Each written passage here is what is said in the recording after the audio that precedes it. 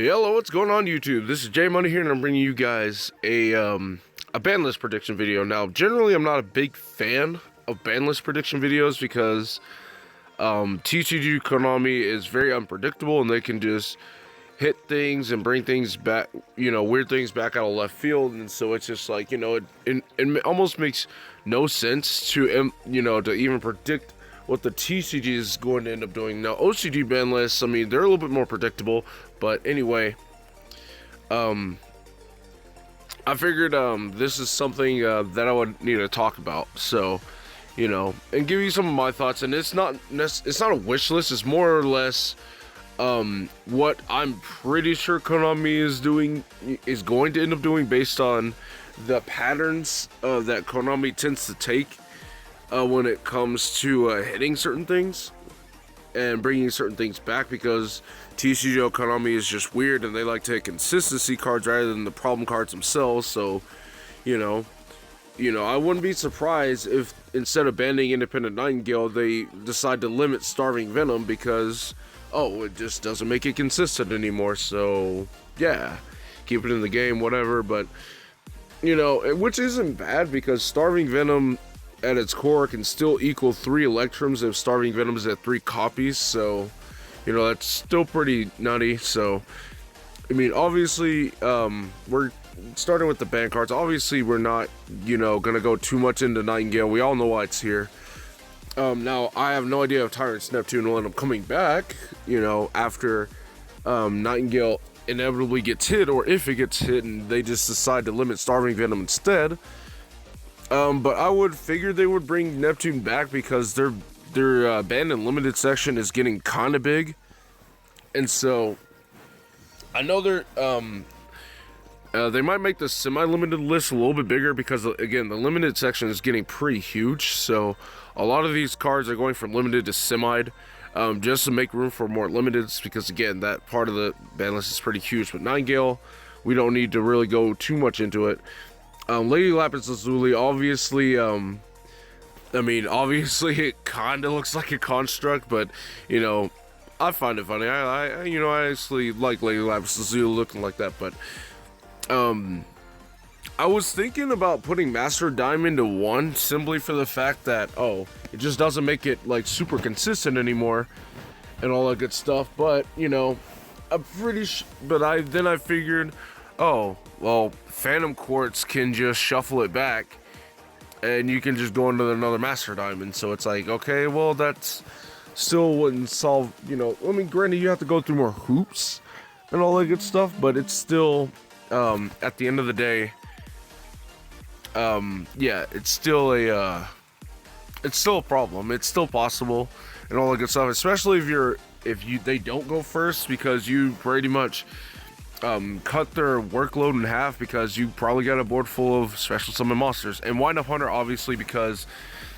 there's no reason not to bring back Carriers or Mighty with Wind Up Maintenance and Mycon on the way to get released. And I feel like a lot of cards are going to end up coming back. This next ban list shouldn't hit too much, but instead bring a lot of cards back because of all the support cards, all the legacy support from all these other decks.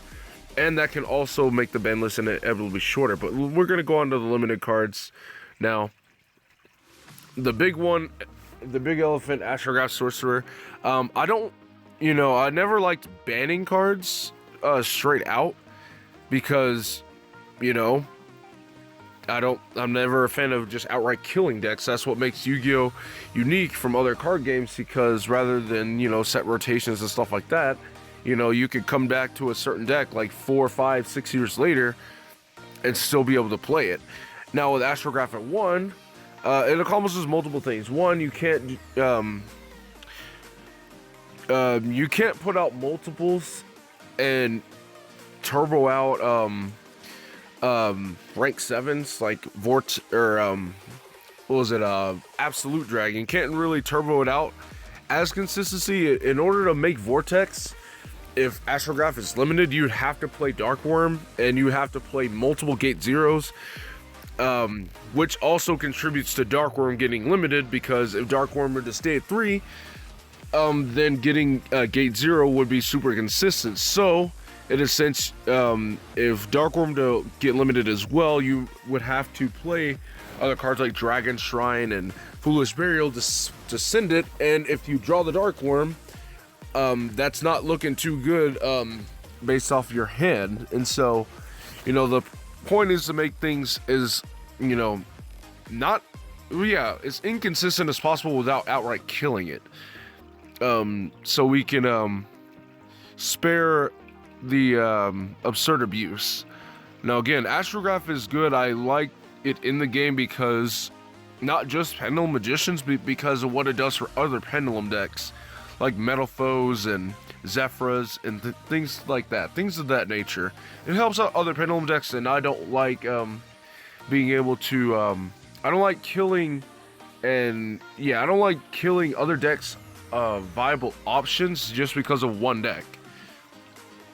And so that's it for Pendulums. Moving on to Dracos. Of course, Dracos is going to be a topic for discussion. Now, a lot of people just don't understand that, we make the argument just because Dracos won one YCS, that Dracos doesn't need to get hit, or, the deck doesn't need to just get killed or whatever, or there's like some uproar. I've always saw Draco as a cancerous deck because of all the floodgates that it can turbo out with its 18 to 20 draw cards. And what people don't realize is that, yes, YCS Atlanta Draco did not have as much representation as it did this past couple of weeks. But hitting YCS Bochum, Draco had more representation in the top cuts. And then the past events afterwards, Draco has slowly been catching up to Pendulums, and here we are at, YCS Utah, and Dracos and Pendulums are now neck and neck. Dracos only had literally 2 less top cut representations than Pendulum Magicians, and what my point is, Dracos have slowly but surely just been gaining more and more ground, and Pendulums have been less and less popular, and Dracos has just been going up. Dracos has been stealing and getting more top cuts at the expense of Pendulum Magicians because Dracos is a hard counter to Pendulums, but at the same time, Dracos keeps other decks down. It keeps other decks from actually being viable and being great because of all the floodgates. We all know floodgate decks are never a healthy thing. Now, when making this limited list, there's a lot of cards in Dracos that you could hit. You could hit Heritage, you can hit Diagram, you can hit Masterpiece, you can hit Demise, and all that stuff, but I don't see them hitting every last one of those cards. Now, there's some things I still gotta think about, or that Konami needs to think about when it comes to hitting certain cards. Now, the big argument has been either Demise or Diagram. Demise, however, has been good. Demise has been a card to help Inspector Border dot decks, in a sense. It helps other control-based decks, stun decks like Yosenju, barrier stuns, again, Inspector Border dot decks. It helps a lot of those decks out. And so does Diagram when it comes to popping cards like Baby Dinosaurs, popping Balbaboons for plants, and all that good stuff. However, I do see Demise being the one taking the hit because at the end of the day, they still need to sell the 2018 Megatins, which will feature sets starting with Maximum Crisis. So Ash and Diagram, one of those 2 cards are likely to get a print in those Megatins, and if they outright hit the Diagram, the Megatins wouldn't sell as well, and so that's why I believe the Demise will be the one to take the hit. It'll end up taking the fall for the Diagram simply because, again, Megatins need to sell. Now, Masterpiece, I can see it getting limited. As much as I want it banned, I really don't think it will get banned because, again, Konami wants to sell the Megatins. I mean, I don't really need to say much more about that, but anyway, at least if Masterpiece gets limited, it might change up True Draco's builds in a sense to where if there's only one, they might be discouraged from playing Pot of Desires. They might take it out of the deck. Therefore, they might lose. They might go from 18 draw to certain spells to 15. which still is an absurd amount of draw and search power, but at the same time, if they play Desires and Bandits to one masterpiece, it sucks. Not only that, but this will kind of be counterproductive because Carter Demise is likely to get the limit. But not only that, but if masterpiece gets limited, they have to start hard searching it more if they play Demise. Because and then immediately playing it, otherwise it will just go to the graveyard and all that good stuff. But again, I don't see that happening because Demise is highly likely to get the limit, because it just makes Dracos just that consistent. Now, moving on, we got Trickstar Reincarnation. I was struggling between Reincarnation or Droll, and granted, I really don't like Droll because even if it's not in Trickstars, Droll just flat out just ends a lot of decks' turns.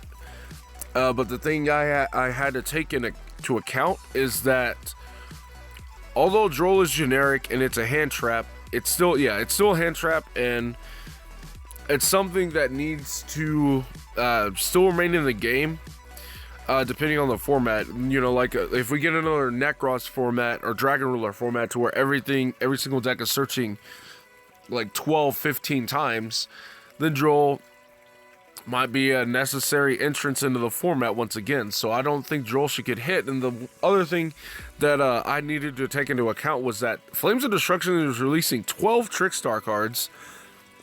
So Reincarnation, and that sense, should not be at threes with all those other Trickstar cards, seeing as how it doesn't just disrupt hands, but it's also Monster Reborn. And for all those Trickstars, we might see some crazy things if it were to remain at 3. Now, granted, World Legacy Inheritor is also a card coming out, so it could be another Monster Reborn replacement. But in a sense, Reincarnation is still a ridiculous card nonetheless. So El Shaddoll Construct, I can also see coming back because once again, Shaddoll Construct, the Link monster is also hitting. It's likely to hit Flames of Destruction. We still don't know any of the Link Vrains cards that are going to be in Flames of Destruction, but I guarantee you it's probably going to be the majority. They've been teasing Shaddoll players with each ban list. They've released, I don't know what they released on the ban list before last, but they were releasing some more Shaddoll stuff. Oh yeah, El Shaddoll Fusion, back to 3.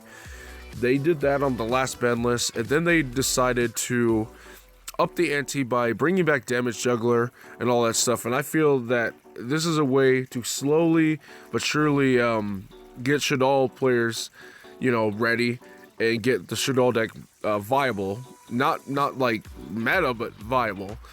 And so I do believe it's time. So moving on to the semi-limited cards, we got quite a few. Starting off with Dragonfly and Hornet. I think Konami is honestly scared of Inzectors and what they might do, so I do believe that they might semi-limit these cards because once again, we're getting an Inzector Link monster. We don't know if it's in the next set, but it's highly likely.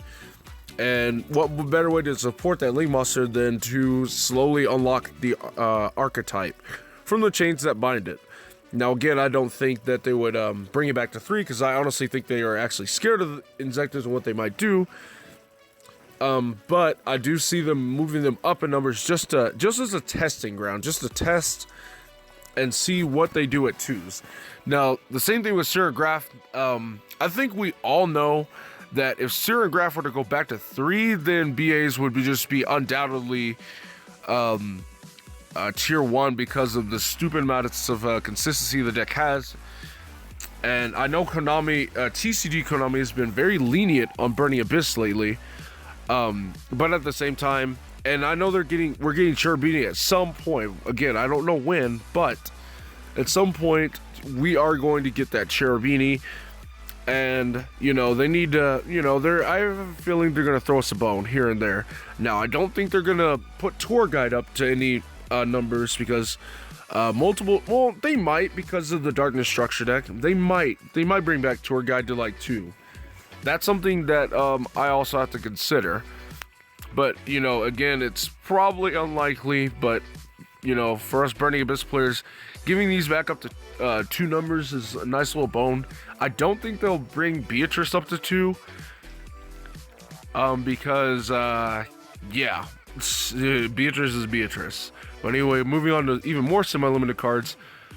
Solemn Warning up to 2, simply for the fact that if Demise gets the limit, then control decks need a little bit more.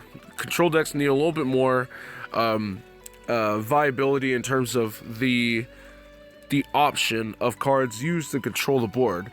And I believe Solemn Warning going up to 2 will do just that.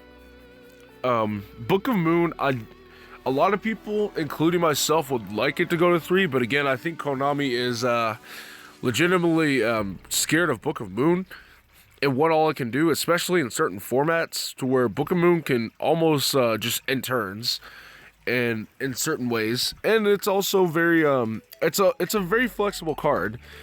But I believe Konami might give us Book of Moon at 2 first, just to test the grounds. Anything that Konami is scared of, I believe they'll probably semi-limit it first as a testing ground to see if it's okay to bring it back to 3. And now Dark Arm Dragon, Layer Darkness Structure deck once again. Dark Arm hasn't been too power crept. It's still a powerful card. It's on the same power level as BLS in a sense. So, I mean, I feel like as a way to throw a bone to people playing dark decks and all that good stuff, I feel like Dark Arm going to 2 is a perfect option. Again, just as a testing ground to see just how absurd it can be. At 2, it's fine. Eradicator Epidemic Virus, once again, Darkness Structure deck. If you want to promote that deck, you got to bring some of those cards back. Now, I really do not want this card at any numbers above 1. However, I feel that Konami might actually make this move just to sell the structure deck.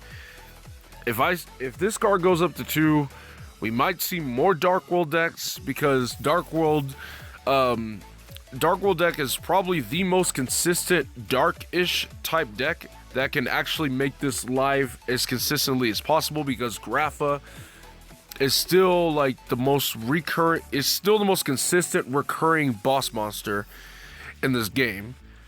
Literally every turn you can reliably just bring it back out, because you're always going to have a normal summonable Dark World in hand, because you probably don't pitch it. It's probably going to be a beige and all that good stuff. So I'm honestly terrified of Eradicator going up to any number other than 1, because at that point it becomes semi-consistent in any deck that does a lot of drawing.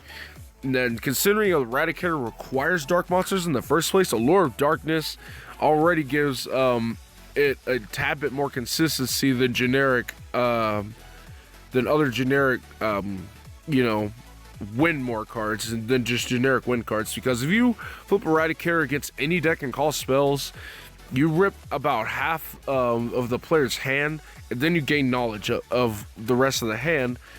And it's absurd. I'm honestly scared of Eradicator going up to 2, but I feel like that they are going to make this move to promote the Darkness Structure deck nonetheless. So, moving up to 3, we got 4 cards. We got Compulse Evac.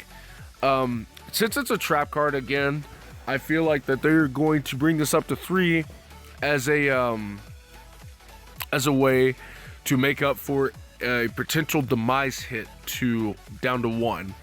Carriers of Mighty, because it's free to come back if Hunter gets banned. I don't see either 2 things are going to happen. Actually 3 things. Either things stay the way they are and Wind Up Hunter stays at 3 copies and Zamighty stays banned. 2, they will completely ban Hunter and bring Carriers of Mighty up to 3, or option number 3, they'll probably limit Wind Up Hunter and limit Carriers of Mighty.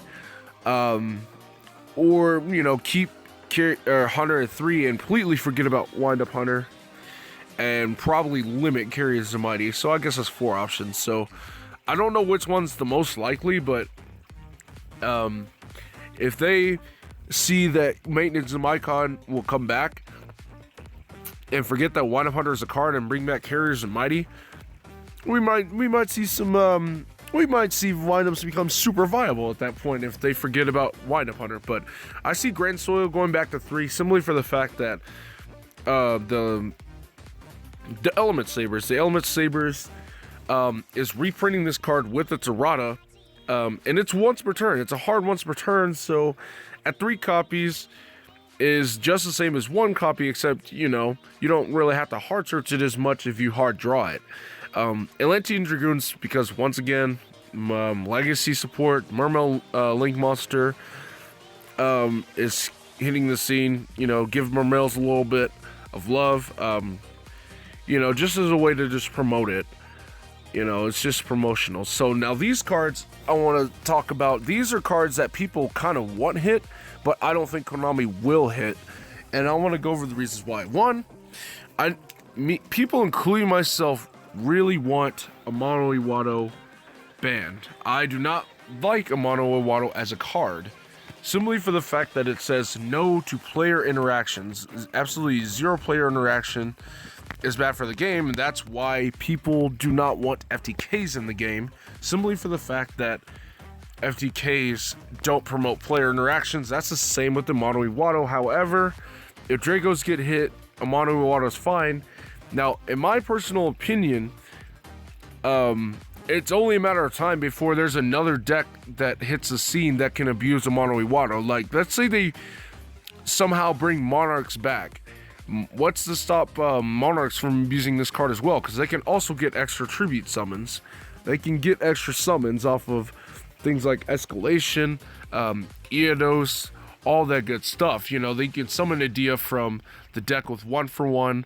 So it's just, you know, other decks soon to hit the scene. We don't know what the future may hold, but I have a feeling that with any deck that doesn't value its normal summon all that much, a Mono Iwado could just come in and out, in and out, in and out. Now, I'm lumping in Brilliant Fusion and Seraphonite together because a lot of people say, you know, a lot of people are arguing the same thing. You know, Brilliant Fusion should take a hit, or Seraphonite should take a hit. Either way, people are advocating one or the other, either Brilliant Fusion because of Seraphonite and all that, or Seraphonite because Seraphonite is just an awesome card, and people, and yeah, but people argue that these Brilliant Fusions or Seraphonite should take a hit simply because of 60 card decks and all that good stuff. But the issue is, if you hit 60 card decks, they become a lot less viable because grass is still at 1. And I don't think that's what Konami wants. I think Konami likes the fact that 60 card decks are viable and can be just as viable as 40 card decks and all that good stuff. If Konami does hit either Brilliant Fusion or Seraphonite, I feel that they would have to immediately bring grass back to 3 and limit Fairy Tail Snow just to keep 60 card decks viable once again. Because hitting 60 card decks and not giving them anything back in return will make 60 card decks, you know, not viable anymore. You know, and the only reason 60 card decks are viable is because of things like Curios, Lightsworn Dominion, which Seraphonite is a pretty good target to go into to make Curios and all that good stuff. Now, you can argue that, you know, you can argue Thousand Blades might need to take the hit instead if you want to keep these in the game, and that's fine. That's perfectly fine with me. But Seraphonite is also being used in a lot of other decks to make them viable. You know, decks like World Chalice, decks like Wind-Ups.